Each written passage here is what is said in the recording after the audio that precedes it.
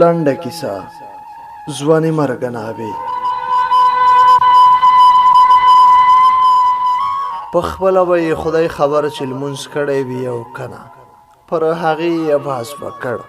وایي نجلۍ پاڅېږه لمونځ دې وکړه. هغو کوچنیو هلکانو ته چای تیار کړه چې ښوونځي ته به ځي. نجلۍ په خپل ځای اړخ بدل کړ، شخې یې وبیسته، غاښونه یې وچیچل، اوږده ساه یې واخیسته، سترګې یې ومښلې، په ځای یې نیغه کېناسته. خوب یې لا په سترګو کې و، سر به یې کله یو خوا او کله بل خوا ته کوږ شو، لکه مرغۍ چې په کرونده کې په زهرو لړل شوي غنم خوړلي وي. لاس یې اوږد کړ، ټیکری یې راواخیست، په اوږدو جړو ویښتانو یې خور کړ. ویښته هم خدای دې ته ورکړي وه، سم یوه ګېډۍ وو. یو ځل یې په ناسته هم شخې وویسته او پورته شوه. څو شېبې وروسته بیا کوټې ته راننوته، جاینماز یې راواخیسته، لمونځ یې وکړ، بېرته له کوټې ووته، نیغه د تنور کوټې ته ولاړه.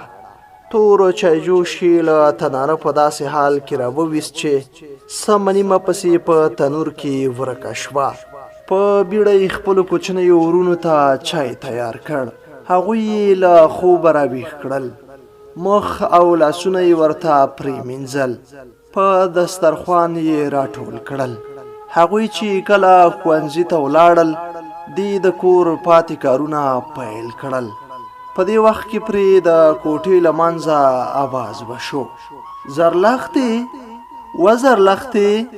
دې ورته د آ آ نارې وکړې، خو هغې آواز ونه اورېده. بیا یې شور ماشور جوړ کړ: خدای دې تا تور مخې کنډاسه په مار وچیچل کا، دا په تا څه تور مرګ ولګېده چې غږ نه راته کوې؟ ته صبر وکړه چې زه دې اوس چاره وکړم. که مې ستا ځای هم د مور څنګ نه کړ او د هغې تورې هدري بندیوانه مې نه کړې، نو زما نوم به هم قندي نه وي. نوم یې ډېر خوږ وه، خو په خپله ډېره ترخه وه. پسې راغله، له ځان سره غورېدله: دا دې خدای نه بخي چې ستا په شان مړز ګلورې زیږولې ده. نجلۍ ته راورسېده او په کمڅیو کې ورته ګوتې بندې کړې. داسې حد ته یې ووهله چې یو دوه یې ترې هېر کړل. نور یې ورته یو ځل بیا په سپکو سپورو پیل وکړ: ته وګوره چې زه دې څومره ژر له دې کوره رنګ ورکوم. هغه خلک دې هم خدای ووهي چې ویل یې په درېیمه ورځ درپسې بیا راځو، خو همداسې ورک شول. که دا وار راغلل، له ستړي مشي د مخه ستا مردار مخې دسمال ورکوه، نوره دې په دې کور کې نشم زغملی.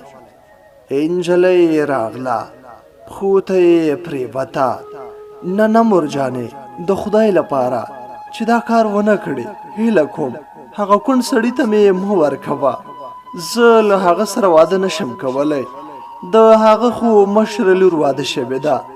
په کور کې اولادونه یې هم له ما مشران او هم زولي دي.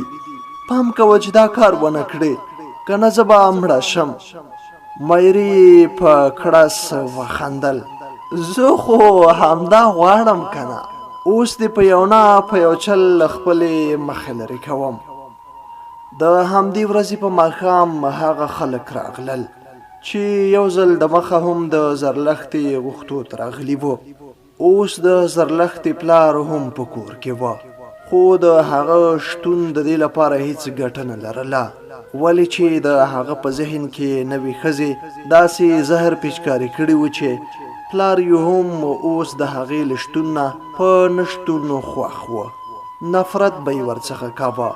د ماخوستن له ډوډۍ خوړلو وروسته راغلیو خلکو بیا د ښیښۍ خبره یاده کړه.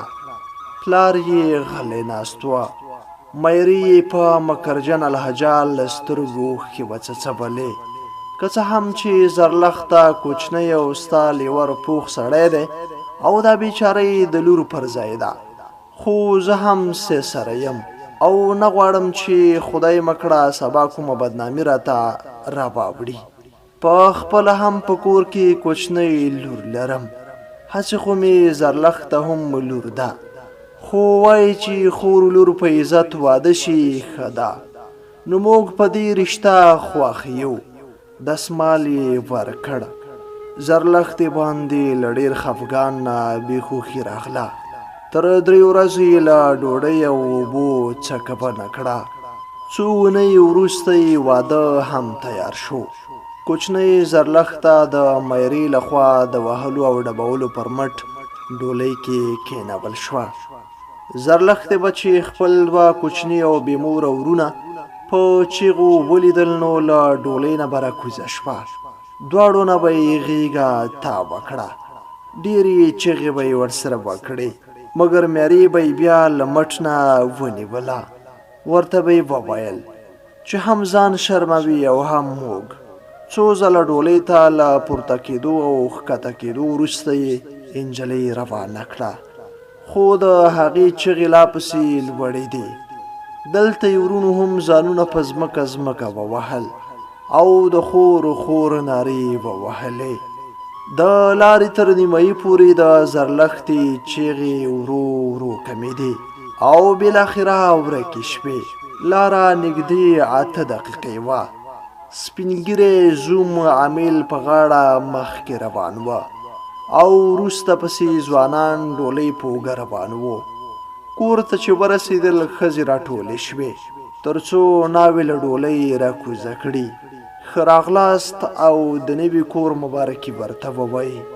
کله چې له ډولۍ نه شال اوچت کړ، ګوري چې ناوې په ډولۍ کې نسکوره پرته ده او په رښتیا یې هم د میرې ژمنې حقیقت موندلی و او د تل لپاره د خپلې مور په شان په ابدي خوب ویده شوې وه.